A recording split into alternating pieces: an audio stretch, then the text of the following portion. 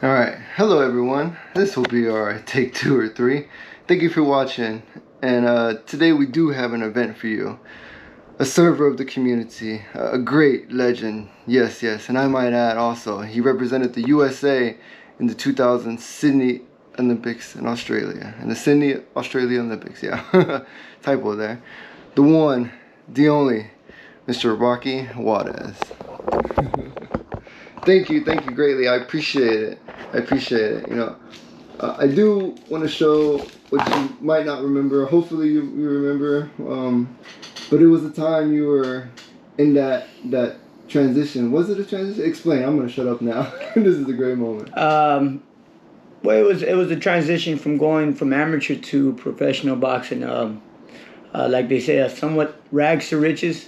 You know, from not having much as a kid growing up to coming upon money and fame, you know, as a young man. Mm-hmm. But it was a great transition, a great time in my life, and very grateful for it.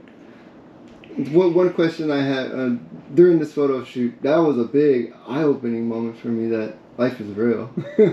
Did you have any butterflies? Explain. Butterflies as in terms of what? Because you were going to represent the nation at that point, correct? Right.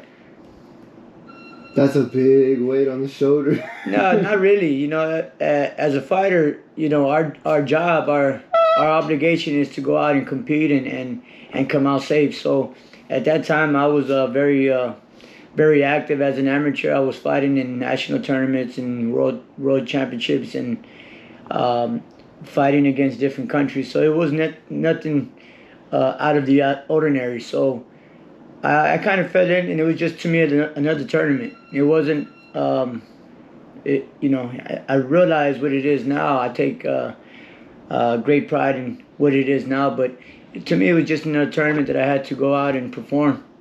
Wow. Okay. All right.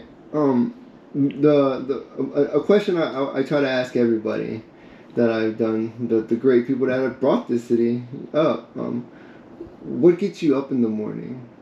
Mm-hmm. What's your motivation? As in terms of then or now?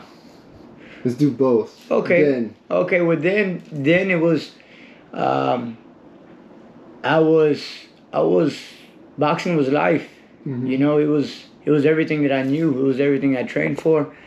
And as a young man, as a young 20-year-old boxer, boxing was always on my mind. I studied boxing. I was clean. I took care of my body. I didn't smoke. I didn't drink.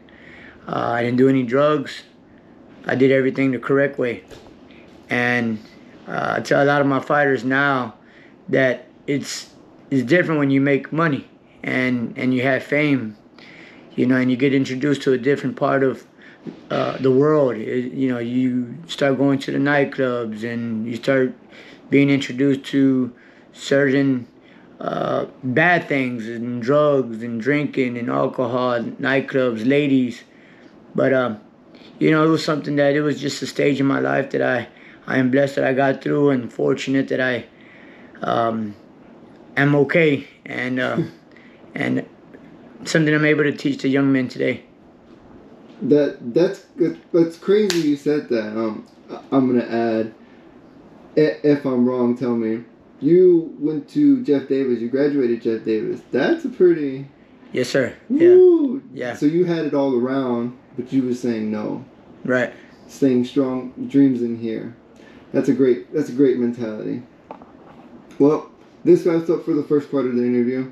We will be catching you on the second one, and more action to come. Mm-hmm.